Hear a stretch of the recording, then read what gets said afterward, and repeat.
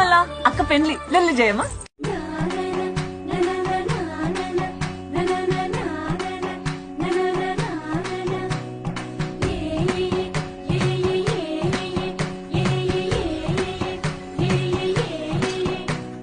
మేఘాల్లో సన్నాయి రాగం మోగింది, మేళాలు తాళాలు వినరండి, సిరికి శ్రీహరికి కళ్యాణం కానుంది, శ్రీరస్తు శుభమస్తు అనరండి.